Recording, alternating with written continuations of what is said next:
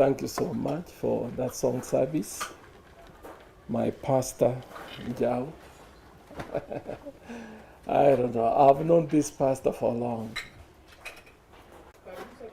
Ni nani? Ni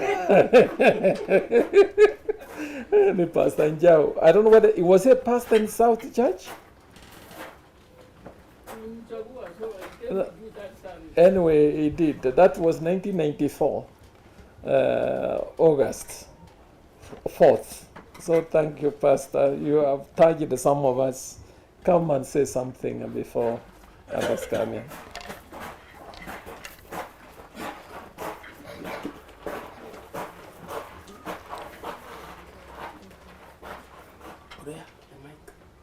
Prayer. We have already prayed. We have prayed.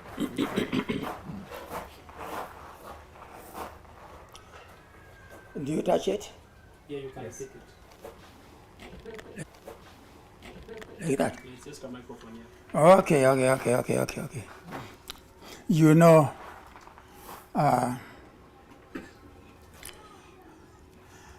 we have two kinds of information technology people. Those who are modern and those who are old.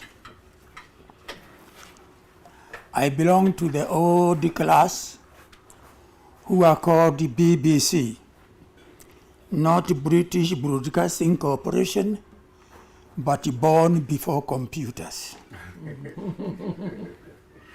And therefore I have to be shown how to do it. Those kina job are born after computers, British Airways Corporation, no. Born before computers. Therefore, you know where you belong. Welcome once again for this Thanksgiving service. And before I just give my testimony, I want to thank Job Maina, the person behind this. He is my church member, my son, my everything, and he's the one who has done this for me with Mama Irongo. I just requested him to give me this flyer, and then he said that with the flyer I will come and record the proceedings. To God be the glory. Amen. Now this flyer is very interesting. It does not have front and backwards because we don't know where to start. But I think it's today we are celebrating or giving thanks to God for two things. My 80th birthday, and also celebrating 53 years in marriage with Mama Irongo. In the British circles, they would call it the Golden Jubilee, which comes after 50 years. And most of you here are even beyond that. Then I will just read this briefly so that I give a testimony. I'm also celebrating, we are celebrating Mama, 49 years in the Adventist faith.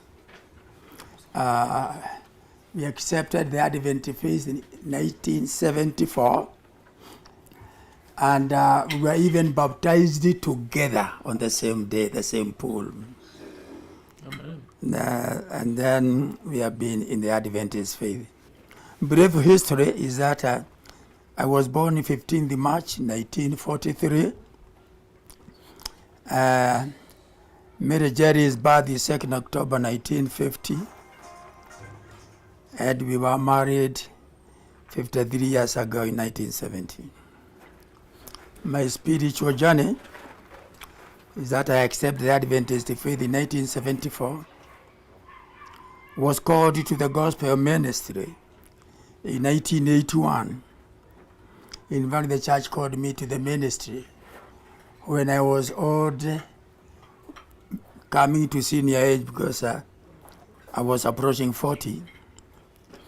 Then when I was in the church, I started the Adventist Circle, those of you who are familiar with it. Then after that, I was elected conference secretary at the Ministry of 1990 and conference president 1996-1997. As far as concerning authorship, I have written and published 12 books. I mean, not 12, but let me just.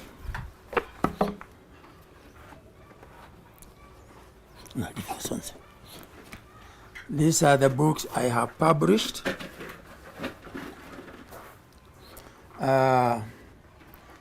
This is the first book I published, Prophecy Explained, in 1999. And then it has been revised and published last year. After that, the second book is Panorama of Prophecy in Isaiah. This is the one that sets the foundation of all Bible prophecies. Then after that, I came to the book of Daniel. This is the book that most of you know. It talks about the book of Daniel, followed by the book of Revelation. These three books, Isaiah, Daniel, Revelation, are giving the complete picture of prophecy from the foundation of book 1. After that, I wrote this book, The Forgotten Rest, where I have shown the relationship and difference between the Sabbath day and the Sabbath rest. After that, I was convinced that I want to write books that you can read when you are traveling in a vehicle or even in a plane. And I therefore decided to write books which I entitled Read as You Travel series.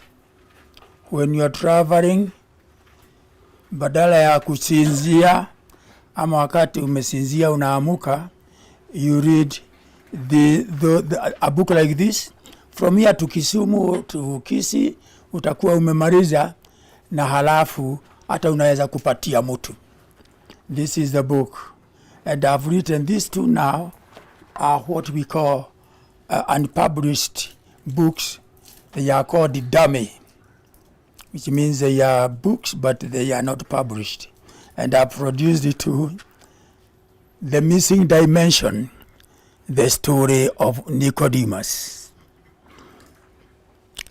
And The Samaritan Takeover.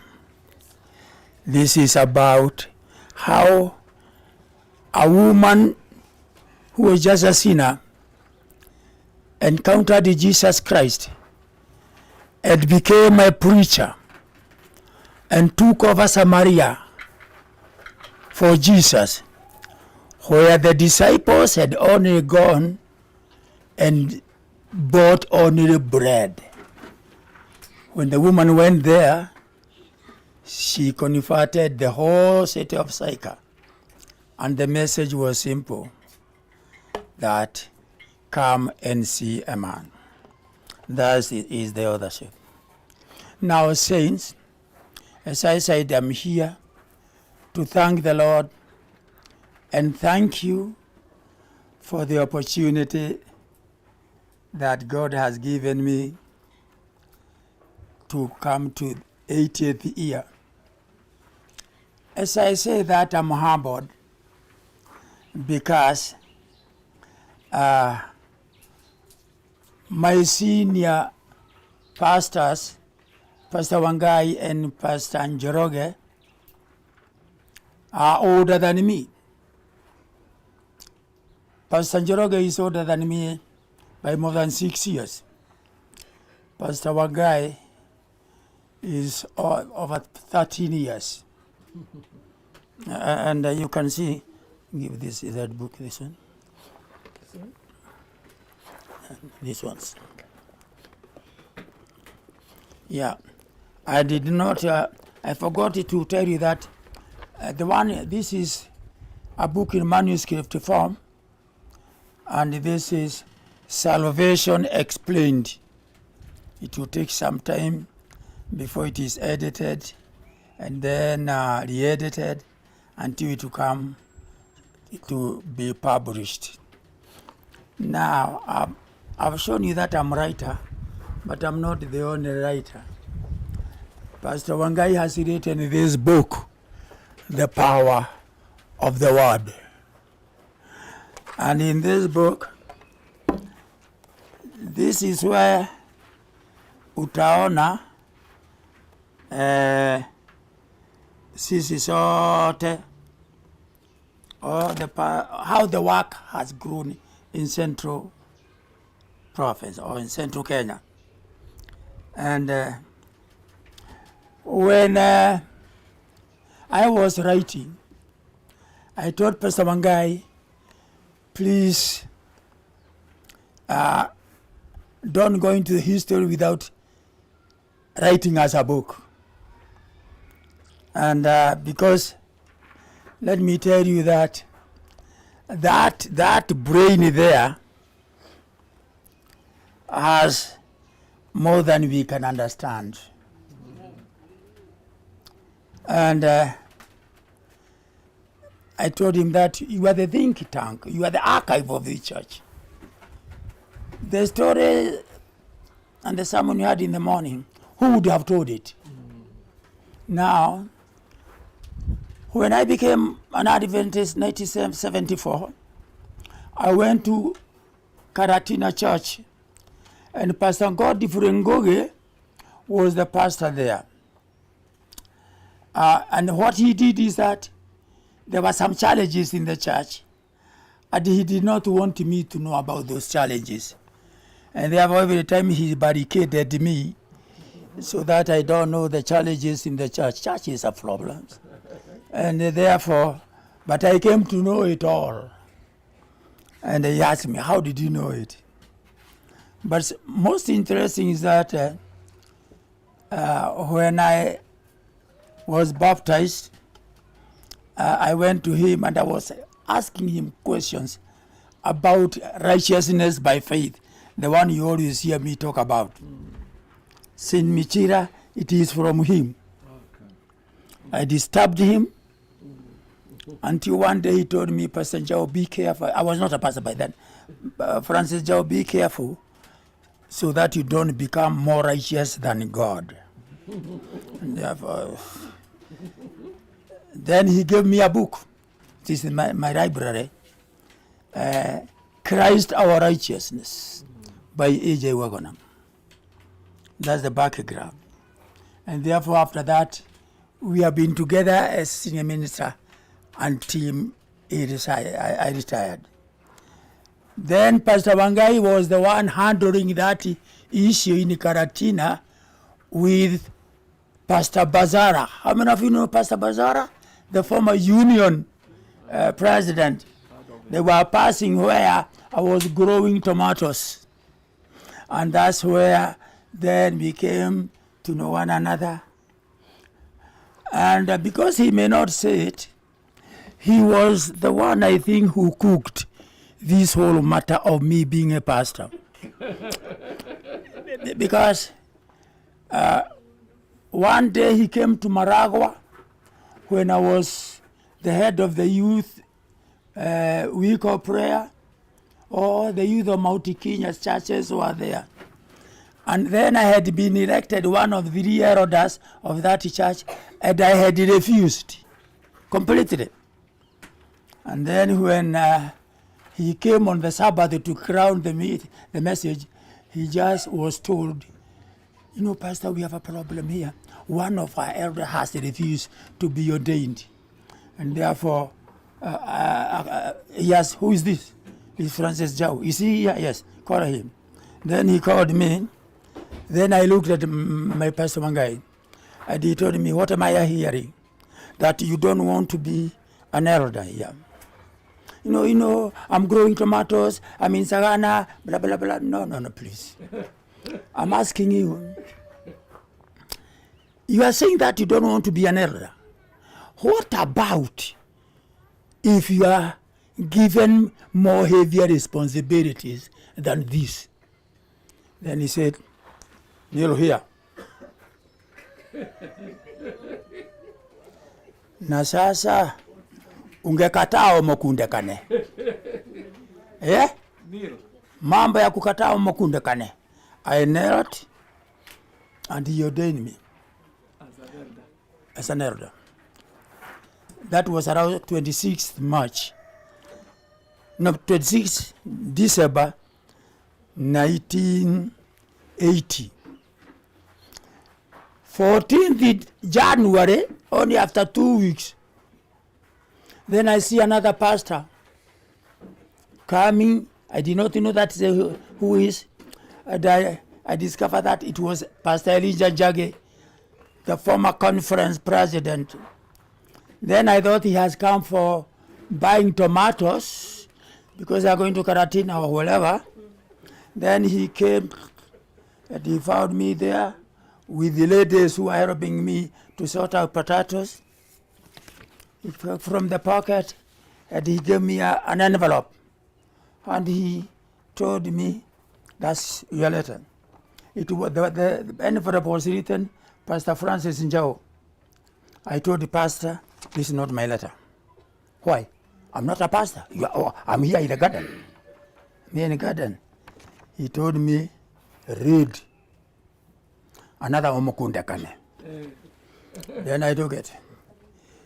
It had only 3 lines in Swahili. Pastor Francis Njau Njoroge. Na niko wapi?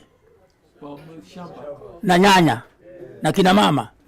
Pastor Francis Njau, baraza ya field iliyokaa chini ilikuchagua uache kazi yako ya biashara na ukulima uingie kazi ya Bwana. Full stop. Laini ya pili, kazi yako itakuwa katika district ya Nyeri na makao yako itakuwa katika Karatina. Full stop. Laini ya tatu, panga mambo yako kwa majuma mawili uingie kazi ya Bwana. 1st February 1981. Nikasikia hiyo ni bombshell. Nikapanga mikakati ya kukataa. Sitaki kueleza hiyo sababu ni kubwa. Nikajaribu kutafuta, nikaenda Maragwa kutafuta sympathizers. And they told me, ni sisi tulituma Pastor Njage mahali huko.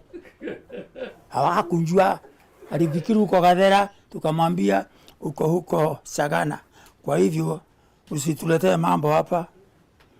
Nikaenda nyumbani nikauliza mama Irongo, leo ule toko ikate aneke ni marwa maya, angalia barua. Na sasa hii ng'ombe na hii kahawa na hii tutafanya nini?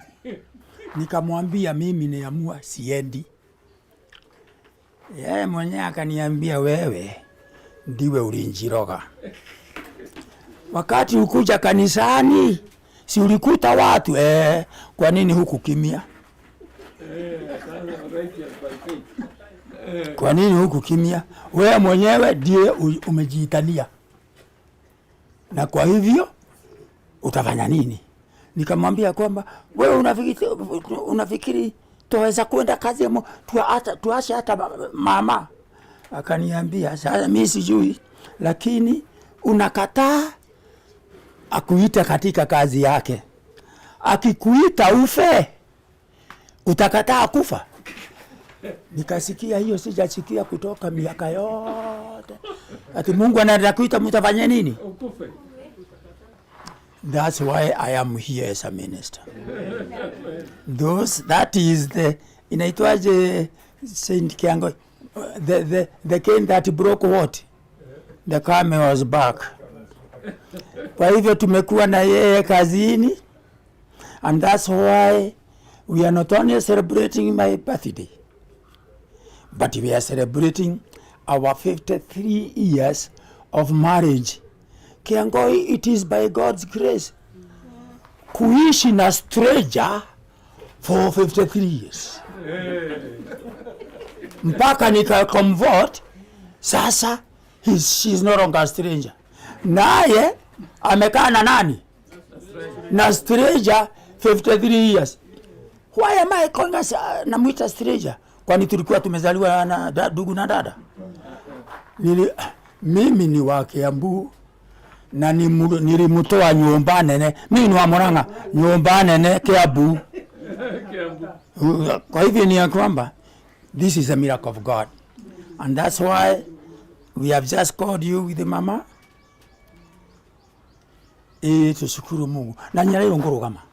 Rugama rugama. Kengo kigia.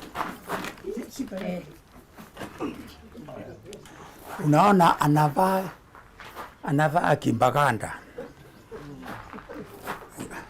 Alisema mageyidie. Happy Sabbath. Happy day. Happy Sabbath. Nani ana furaha ya hiyo maneno yote kama mimi? Si ni furaha kubwa hiyo? Ni furaha kubwa. Hata anakataa kuwa elder, anaambiwa kupiga magoti.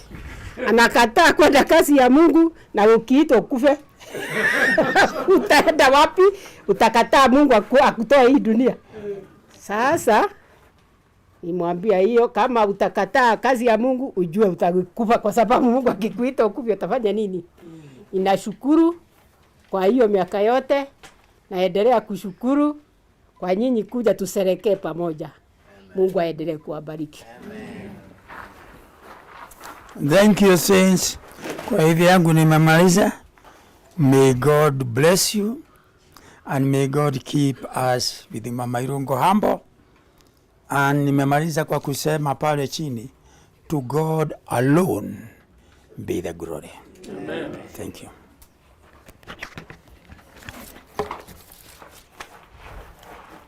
I was not given any order, but I could suggest that Pastor Njoroge, because your name was mentioned first, I think. You. Thank you. Asante sana. Kwa nini alikataa kuwa elder? Tuambie. Atatuambia vizuri. Good afternoon. My name is Pastor Godfrey Njoroge. She's my wife, Mary Wanjiku. By the time Pastor Njau was doing work of Shamba down there to Sagana, I happened to meet him there. Nishike hii. Na nilipoenda kumtembelea, tukaanza kufahamiana yeye. Tuliendelea, mwishowe alikata shauri, kwa sababu maongeo shati yawe mazuri, na yeye akapokea neno. Kama alivyosema, kweli kanisa letu la Karatina lilikuwa na changamoto kubwa na nzito na mbaya, ambayo mimi nisingetaka yeye afahamu, kwa sababu angarudi nyuma. Matatizo tuliyokuwa nayo, ndugu zangu, dada zangu, niliona hata istahimili, yalikuwa mazito. Mimi nilikuwa nakimbia Nairobi East African Union by the time Pastor Wangai and Pastor Mbazara were there. Maybe once every week na kwenda kwa PC aliyekuwa Nyeri by then,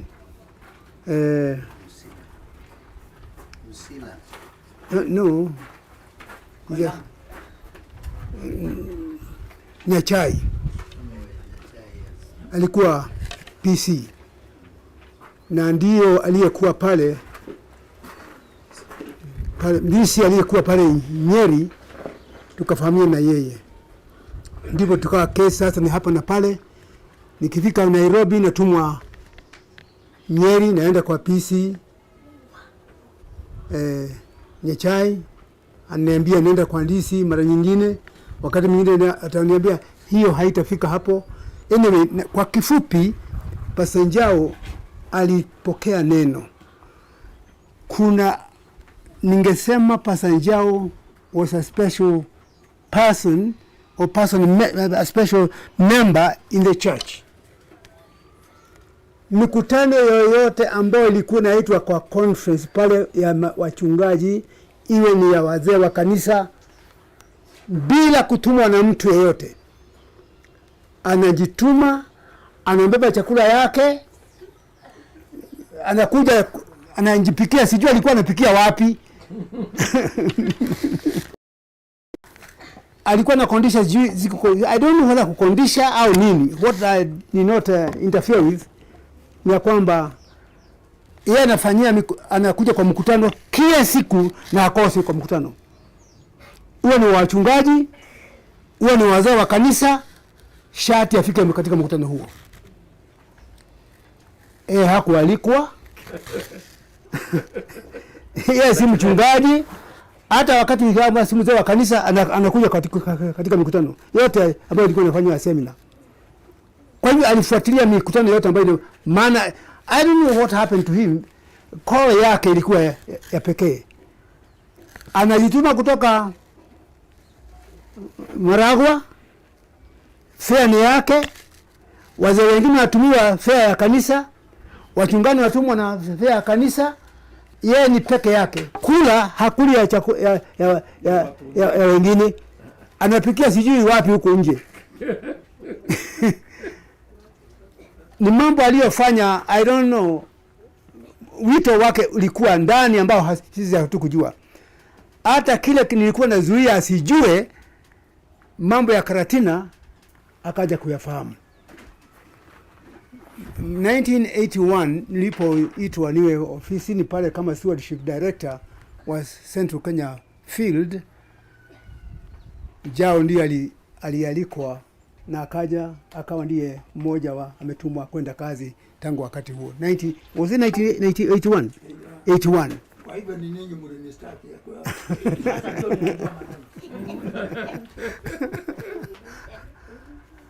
Kwa hivyo wito wake ni wa pekee. Na mwisho akaingia kazini. Amefanya kazi. Ameendelea. Amekuwa hata kiongozi, mimi ni kuwapo. Hata hiyo nasikia anasema sako ya Waadventista wa Sabato ya Central Kenya.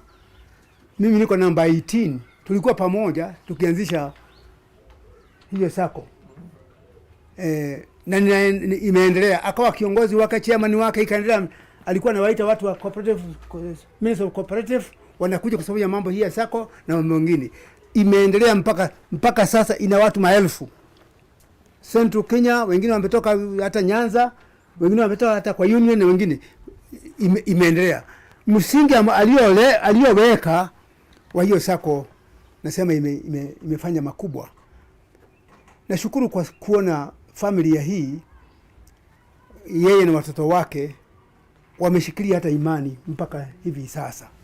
Maana sijui hata mtoto wake mmoja aliye nje ya kanisa. Na nashukuru kwa sababu ya mambo ya namna hiyo. Watu wengine kwa kweli wanaweza kuwa washirika wa kanisa, lakini watoto wako wapi? Nje. Wako nje.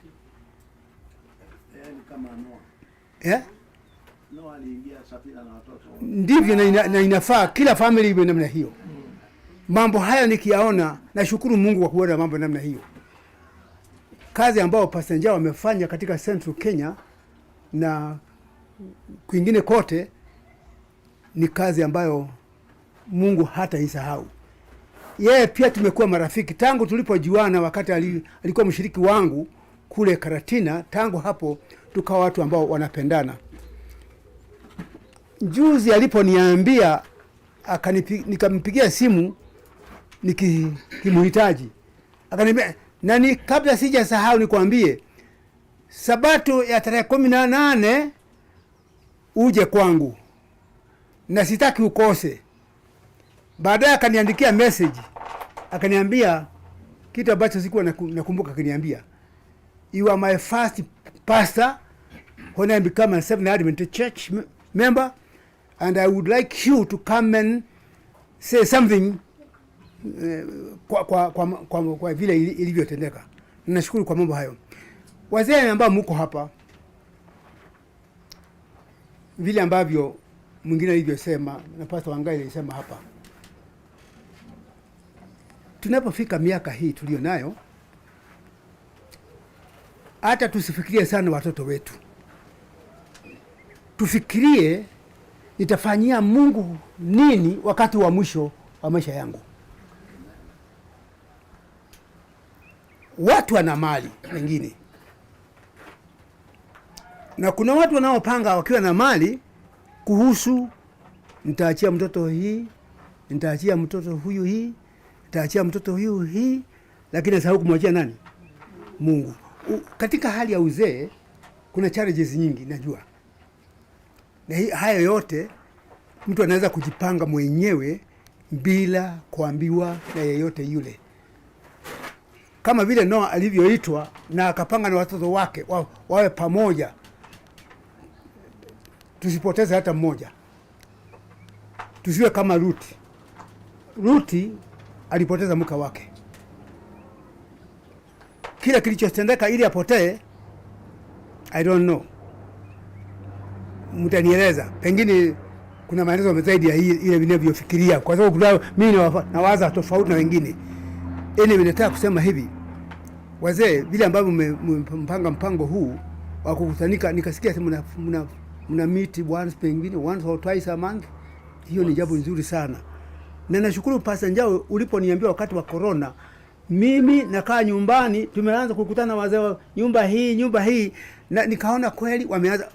Mungu awabariki kwa mambo hayo wazee. Mungu awabariki. Mpango huu ni mzuri, na mkiendesha msiwaalike tu walio wa kanisa letu, hata wazee wengine ambao si wa kanisa letu.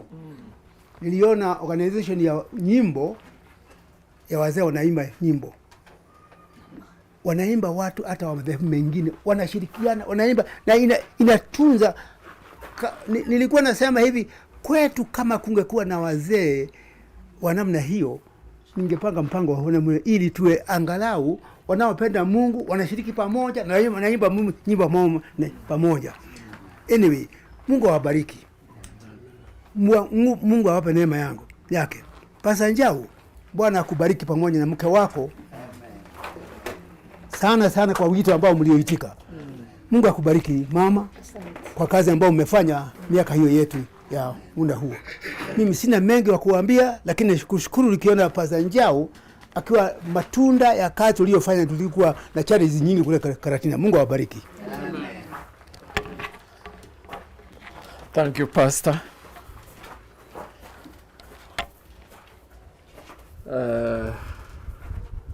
Want to listen more, and back in my mind I was asking myself, when you got the first letter, was there a salary indicated? You will tell us later. Pastor Wangai, come and share with us. Hebu nijibu sasa ya kwamba mlisikia ni line ngapi? 3. Ilikoma na kusema ya kwamba makao yako itakuwa wapi? Ni Karatina Furuso, Elinja, Mchagi. No salary. Hakuna salary, na mimi nikasema ya kwamba hebu nikimie ningoje. Wakati nilifika mwisho wa mwezi niliyopata, nikaenda nikamwonyesha mama Irongo, nikamwambia hata si siku moja yangu kwa tena. Lakini Pastor, mimi nilichukua tu the 70 shillings the church gave me as a trouble. Nachukua 70 nyingine napatia mama Irongo, mimi sisi tutapata nini? Kwa hivyo ile pesa yote ilikuwa nimepanda nyanya, nikakula tukakula hapa. Kazi ya Mungu.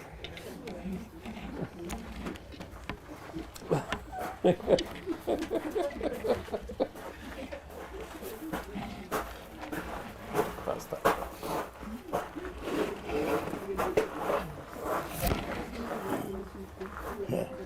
Watoto wa Mungu hamjambo. Tujambo. Bwana asifiwe. Amen. Nasikia ni hadithi tunaambiwa hapa ya huyu mtu alikuwa anatunza nyanya, kitu ambacho ningesema he never applied to be a pastor. Haku apply. Aliitwa kama Jona, lakini hakukimbia kama Jona, na akaitikia. Na mimi ni witness, walioleta jina lake ili aingie kwa kanisa ni mimi. Amen. Mwenyewe ndiye nileta jina lake. Nileta majina mawili. Jina lake na la Kimoyo. Both of them. Pastor Kimoyo. Pastor Kimoyo alikuwa tunamhubiria akiwa kule kwa prison. Ruiru. Na akaamini na akabatizwa, akawa na tabu ya Sabato. Nikaenda kwa serikali, akapewa ruhusa. Kila Sabato alikuwa anakuja kanisani. Nikaona alikuwa na wito. And when we came to the conference committee, na tunahitaji wachungaji wawili, nikaleta jina la Njau na la Kimoyo. Lakini sikumwambia. Alipokuwa anakata uzee wa kanisa, nilijua tumemchagua atakuwa pastor. Lakini sikuambiwa nimwambie. Nilingojea mpaka wakati utakapofika karani wa ofisi atakapopatia barua. Na hiyo ndio ambayo inakuwa vitu vya namna hii ya nini. We are trying to get to overseas. Mishira. Overseas. But they are online. Unataka nitie? Thank you. Na hivyo ndivyo ilivyokuwa. Kitu kingine ambacho ningesema ni ya kwamba in Central Kenya tumekuwa na tabu wachungaji. Na mimi nilikuwa katika group ya pili ya wachungaji in Central Kenya. Group ya kwanza waliingia, kanisa lilipoingia 1936, 1933, 1936 makanisa yakafunguliwa, Murang'a ikafunguliwa, Nyeri ikafunguliwa, Kirinyaga ikafunguliwa kanisa. Lakini emergency ilipokuja, wengine walikuwa wamepotea na wengine wakafungwa. Tukabaki wachungaji wawili. Only two Kikuyu pastors. Mmoja ni Pastor Gademia ambaye tulikuwa naye. Tunajaribu, na ilikuwa ni wakati mgumu. Na tulikuwa wakati mwingine tunafunga na tunaomba tukiwa na Gademia, tunasema Mungu, tutafurahi siku nyingine tukiona vijana wa Kikuyu wameingia kanisani. Na nilipoona kijana anaitwa Njau na tumefika tunataka, nikiona mwenendo wake ndipo nikapendekeza jina lake, lakini aliitwa na Mungu. Jambo ambalo ningetaka kusema sijui nimeulizwa kusema nini, lakini ningesema mambo machache. Nisema ya kwamba kila mmoja wetu tunawajibu au tunaajibika mbele ya Mungu, regardless of your age. Popote ulipo, Mungu anakuhitaji na kuna maneno ya kujibu. Maana jambo la kwanza, Mungu anaita watu. Let's go to the gospel.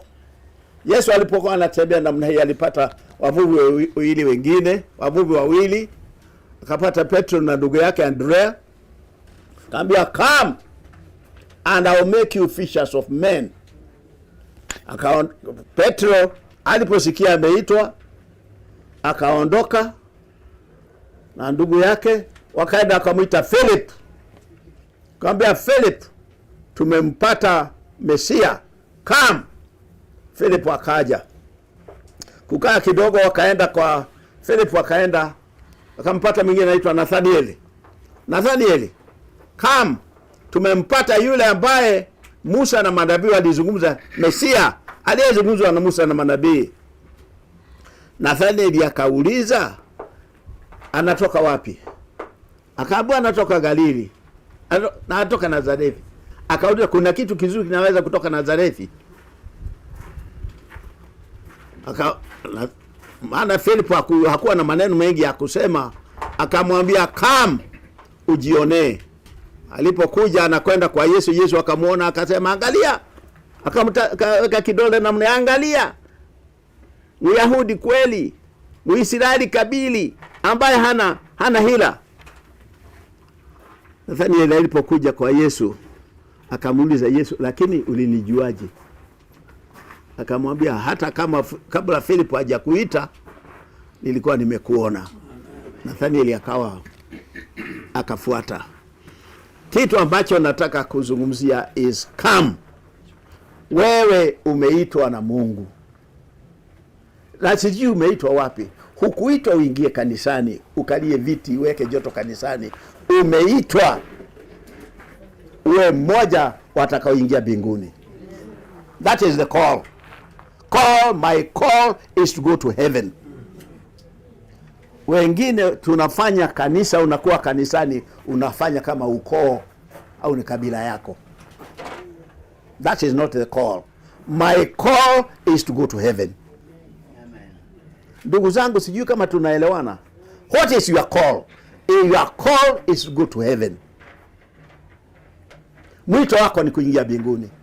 Na kama kuna jambo ambalo linaweza kukuzuia usiingie mbinguni ukiwa hapa duniani, achana nalo, uingie mahali ambapo Mungu amekuita. Nilipokuwa nimekaa hapa chini, nilikuwa nasoma kidogo, nimepata katika kitabu cha Yohana Injili sura ya 4. Utasoma hadithi ya mama. Nimesikia mama huyu ametajwa na mtu mwingine. Mama huyu hakuwa mama rahisi. Alikuwa mgumu. Nasikia wanaume kila mara wanasema wanaanza kuzungumzia juu ya wake wao. Mke wangu jameni, mimi ati ana tabu. Lakini huyo mama alikuwa wa tabu nyingi hivi, hakuna mwanaume ambaye angeweza kukaa naye. Akakaa na mwanamume wa kwanza akafukuza. Akakaa na wa pili akafukuza. Akakaa na watatu akafukuza. Akakaa na wanne akafukuza. I'm reading gospel according to John chapter 4. Wanawake 4, wanaume 4 amefukuza. Hakuna anayekaa naye. Na ikawa katika kijiji chote cha Samaria, hadithi ambao wanaozungumza ni hadithi mbaya huyu mama. Kwa hivyo hebu tuende kienyeji, hata kule Kisii jameni. Michira amepotea wapi? Ungali hapa karibu na mimi. Naona kule Kisii wanawake wanaenda kutaka maji saa ngapi? Asubuhi na jioni. Mchana saa 7 hakuna. Mara ni asubuhi na jioni. Lakini huyu mama, kwa kuwa wakienda kila mama wanazungumza maneno yaliyokuwako na nini, wanazungumza, wanateka maji, kila mtu anaenda kwake. Lakini huyu mama alikuja wakati wa mchana saa 7. Wanafunzi wameenda kununua chakula kule Samaria tauni, lakini yuko kwa kisima ambao kinaitwa ni kisima cha Yakobo. Mahali ambao inaitwa Saika. Mara nyingi mimi sipendi kunywa maji ambayo hayajachemka. Lakini nilipokuwa natembea Israeli, nilipofika katika Saika, nilipata kisima cha Yakobo. It was in 1980. Nikasimama pale, nikasema hapa ndipo hata Yesu alikunywa maji haya, hata aliuliza apewe. Nikasema na mimi mnipatie. Nikanywa nikamaliza kikombe ya maji, nikasema hakuna kuchemisha, hata Yesu alikunywa. Saika. Hapo ndipo ambapo huyu mama alikuwa anakuja kuteka maji. Yesu alimzungumzia akamwambia njoo. Akamzungumzia unipatie maji ninywe. kwa ajili ya accent ya Yesu na mavazi. Huyu mama aliposikia accent ni ya Myahudi akamuuliza, "Je, naona kama wewe Myahudi, mbona unaniuliza maji? Na mimi ni Msamaria." Na hatuzungumzi, wa Samaria hawazungumzi na Wayahudi. Akamwambia, "Kama ungejua ni nani aliyekwambia nipe maji ninywe." Yeye ndiye ambaye ungemuomba maji na atakupatia maji yaliyo hai, na ukinywa hayo hutapata kiu tena. Mama akamwangalia akamuuliza, nakuuliza, huna chombo cha kuteka maji? Na haya maji yaliyo hai umepata wapi? Akamweleza. Yesu akamwambia, "Sikia, anayekunywa haya atapata kiu. Atakayekunywa nitakayempatia hatapata kiu hata milele." Mama akasikia ana hamu ya hayo maji. Akamwambia, "Nipe maji na mimi." Yesu alimwambia maneno machache. Akamwambia, "Nenda umwite bwana wako." Jambo la kwanza is come. Na sasa Yesu akamwambia namna gani? Go and call your husband. Nenda umwite bwana wako. Mimi piga picha nao piga. Mama akasema, "Mimi sina mwanaume, sina bwana." Aliposema hivyo Yesu akamwangalia akamwambia, "Umesema ukweli. Maana umekuwa na wanawake 5, wanaume 5. Na hata uliye naye sasa si wako." Akamuuliza, "Lakini wewe ni mkubwa kuliko baba yetu Yakobo aliyetupatia maji ya kisima hiki?" Ndipo akaondoka. Alipoondoka, ni sermon gani alienda kuhubiri? Never sat down to prepare sermon. Hakuna sermon. Na hii ndio tabu tulio nayo. Tunaondoka kwenda kuhubiria watu, na njia ya kuwahubiria Yesu amesema go. Na tunapoondoka kwenda kuhubiri, hatuhubiri kama huyu mwanamke wa Samaria. Nasikia mwingine ameongeza chumvi akitoa hadithi hii, akasema alienda akaanzisha mpaka kanisa huko na watu wengi wakaingia. Ni kweli watu wengi walikuja. Jambo lililoko ni ya kwamba aliambiwa go. Na alipoenda, what did she say? Sermon yake ilikuwa nini? Come and see a man. Come and see a man. Na watu waliposikia ati huyu mwanamke anasema man, na amekuwa na mani wangapi ambao amefukuza, wakasema kama huyu amepata man, tunashangaa, wanakuja kuona. Akaanza kuzungumza, come and see a man. Amenia mambo yote. I want you to picture, fanya picha, maana ilikuwa ni town.